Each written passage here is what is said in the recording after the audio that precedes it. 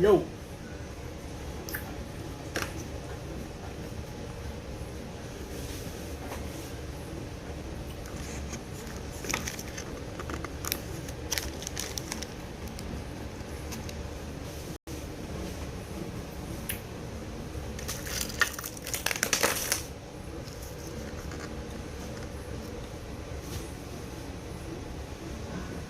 Kita tunggu beberapa teman-teman.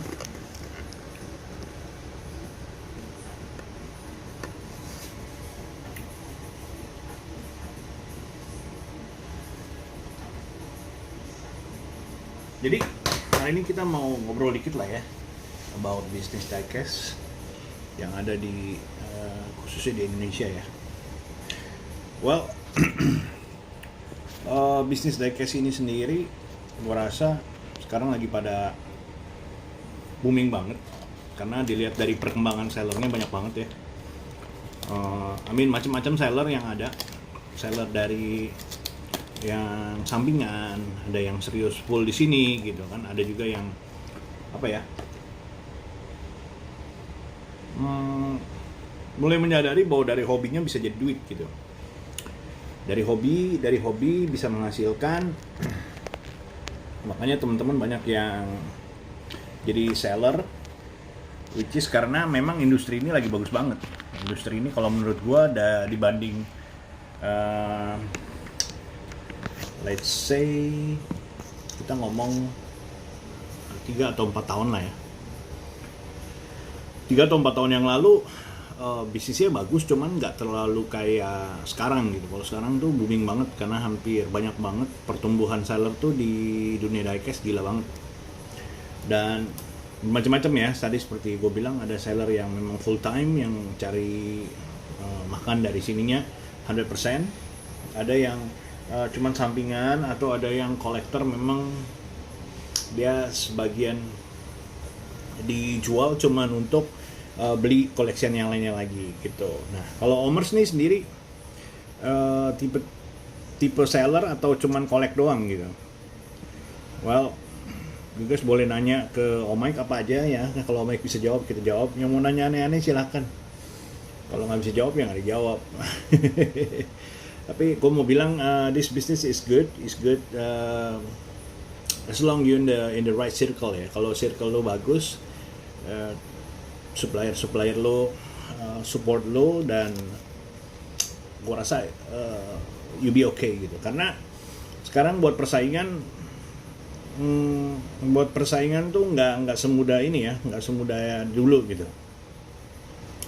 Karena sekarang saking suburnya, saking basahnya nih ya di lahan bisnisnya ini, makanya seller tuh bertumbuh gitu, seller juga nambah. Nah, di satu sisi dengan bernambahnya seller berarti mainan ini semakin tersebar dalam arti customer baru, buyer baru, kolektor baru, pemain baru, itu mereka semua ada di lahan ini karena basah gitu ya. Nah, jadi memang kesaring tuh guys. Jadi misalnya kalau lu seller ngumpul semua kan, jadi banyakan seller ya, sempat ada di satu momen banyakan seller, tapi nggak semua seller itu siap untuk keadaan yang namanya kompetisi gitu. Nah, ini kok mau nggak mau kita mesti bilang dagang di mana-mana pasti ada kompetisi. Tapi when you in the right circle, kalau lo circle lo bagus, circle lo pasti akan saling support gitu. Kayak gue sama beberapa seller juga kita saling support dalam arti at least you have the line, kita punya garis di mana etikanya tuh bisa saling ngerti ya gitu ya. Nggak ancur-ancuran harga dalam arti kalau memang udah nggak bisa dijual, kita nggak usah ngomong lah. Kalau harganya, misalnya harga itu memang sudah hancur ya, misalnya lu mau jual berapa, tinggi pun ya jadi goblok aja gitu kalau lu jualan, tapi lu jualan paling tinggi sendiri. Tapi you never know man, sometimes lu jual barang dengan harga lu sendiri dan kebetulan ada yang mau gitu. Jadi menurut gua sekarang kalau karena lahan bisnisnya bagus, pertumbuhan bisnisnya bagus, pasti ada yang namanya peluang, dan semua orang mau menikmati peluang itu sendiri. Dimanapun, di segi bisnis apapun pasti sama. Nah, jadi tinggal sekarang masalahnya kita gimana jaga konsistensinya kita di satu kolam yang rame-rame ini gitu loh. Nah biasanya kalau kita saling jaga sih, it's all back to apa ya, lebih ke garis etikanya aja sih, sama-sama saling ngerti gitu kan bahasa seller seperti apa. Nah gue ngomong ini dari sisi seller ya guys. Kalau ngomong dari sisi buyer banyak banget yang diuntungkan in some moment kalau memang mereka pada hancur-hancuran killing each other. Itu gue rasa waktunya kalian nyerok gitu kan. Dan kalau misalnya sampai banyak juga seller yang nggak bisa bertahan karena memang gue liatin ya, memang karena in reality-nya kalau lu main bisnis dengan yang cuan tipis tapi pengeluaran lebih daripada itu, ya itu tinggal kuat-kuatan aja. Beda lagi sama lu memang asli you have an extra cash flow yang memang sengaja buat bakar duit supaya ngancurin orang-orang yang tujuannya memang dari awalnya pengen lu singkirin gitu kan. Which is buat gue sih in every games ya, in every setiap permainan dagangan pasti ada kayak gitu. Jadi tinggal lu mau bertahan atau enggak aja sih. Nah, jadi kalau teman-teman yang baru mulai jualan ya, you guys have to have punya passion juga, punya apa ya, survival mode skill juga gitu, karena yang namanya persaingan itu nggak bisa kita pungkirin. Memang seller itu punya karakter masing-masing dan kasarnya barang-barang dia mau jual berapa itu terserah mereka. Nah, memang emosionalnya kita sendiri as a seller pasti ada yang namanya apa ya, tersentuh gitu kan segala macam. Nah, gue yang dulu gue kasarnya gue bisa ngomong apa ya, kalau whatever ada penjualan atau seperti persaingan yang sedikit menurut gue kayaknya little bit fishy gitu ya, gue bisa speak up gitu. Tapi lama-lama jadi goblok sendiri ketika lo mulai keluarin kata-kata yang cuman keluar jelek dari mulut kita cuman gara-gara orang lain. Itu parah banget. Jadi karena ngerusak image lo as a seller, which is gue masih belajar sampai hari ini. Gue ngeliat kadang-kadang ada, gue cuma geleng-geleng aja deh ya. Tapi banyak juga dari teman-teman yang mesti lihat dari sisi bisnis ini, banyak juga seller-seller yang memang udah berduit gitu ya. Kasarnya mereka memang kalau dilihat kayak di food and beverage sendiri, mereka punya modal yang kuat. Mereka bisa bakar duit untuk nyingkirin seller-seller baru yang apa ya, kasarnya mereka baru mulai, baru punya modal tapi langsung dihajar gitu. Dan itu wajar, dimanapun mereka pasti akan lakukan itu gitu. Nah, cuman teman-teman yang mungkin baru mulai jualan, baru mulai mau bisnis di sini ya, you have to have inside the good circle-nya bagus, suppliernya bagus, harus ada teamworknya sama teman-teman sesama seller gitu ya. Tapi menurut gue sih so far sampai hari ini persaingannya masih masuk akal, karena modal yang dimiliki itu sekarang semuanya rata-rata hampir sama sebenarnya. Nggak bisa jauh banget murahnya, karena memang kalau lo masukin dari luar negeri masuk ke Indonesia sendiri, semua hitungan masuknya semua sama gitu. Nah, ada pajak, ada shipping, ada sesuatu yang memang udah ada nilainya sendiri, nggak bisa lo akalin. Kecuali lo sendiri punya yang namanya supplier dari lokal yang punya barang lebih cepat dari orang-orang yang masukin dari luar gitu. Nah, itu makanya kalau sekarang punya koneksi, baiknya semua baikan aja gitu. Lokal lumayan, luar lumayan, dan sesama seller saling support aja. Karena ujung-ujungnya kalau gue ngeliat banyak teman-teman yang curhat ya, kayak mereka baru mulai bisnis, they put some extra money of it. Biasanya hancurnya mereka kehabisan modal karena dihancurin sama seller-seller gede yang memang duitnya kenceng gitu. Karena mereka nggak 100% jualan di mainan. Mereka udah kasarnya tanda kutip they all rich guy yang punya usaha sendiri di luar, dan di hobi ini mereka cuma buat sampingan. Kasarnya ya rugi goceng juga nggak apa-apa gitu, karena mereka dapetin duit dari tempat lain bisa, dan which is ini nggak bisa dihindarin gitu, dan lo nggak bisa complain about it gitu. Mereka mau jual rugi, mereka mau jual kasarnya mau dikasih orang giveaway juga, itu hak-haknya mereka. Jadi buat teman-teman nih, gue mau sharing buat lo orang kalau baru mulai bisnis ini, bisnisnya sendiri bagus, cari circle yang menurut gue bisa support kalian, dan kalau bisa perbanyak teman, karena banyak customer juga yang walaupun lu lebih mahal dikit gitu ya, mereka tetap beli sama lo.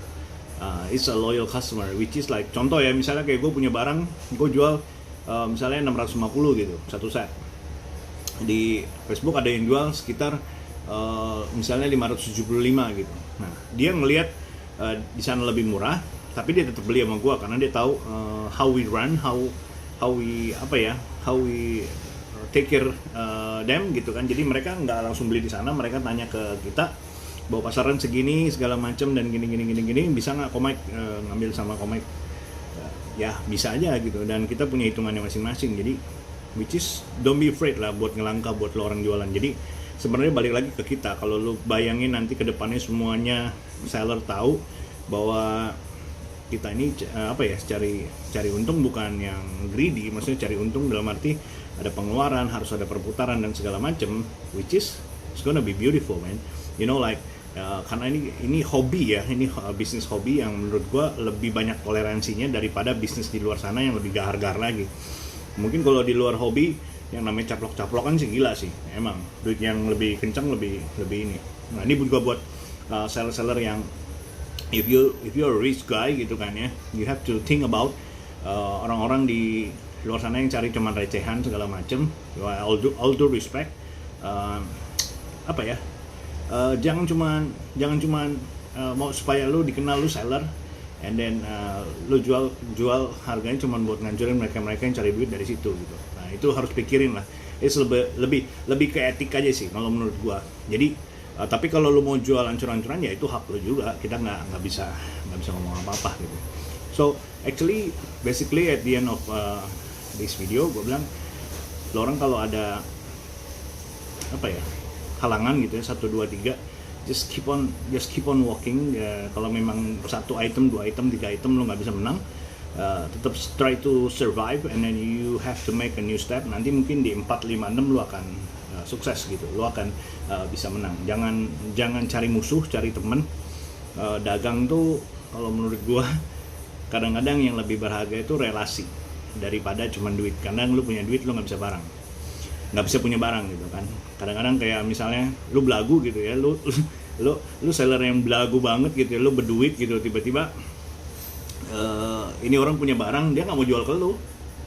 Dan gue udah saksiin juga temen-temen gue pada yang punya barang gitu ya, kasarnya dia bisa aja lepas dengan harga segitu, cuman dia nggak mau lepas, dia lebih lepas ke orang mungkin belinya lebih murah tapi dia nyaman gitu. Karena this business mau nggak mau tetap hobi, man.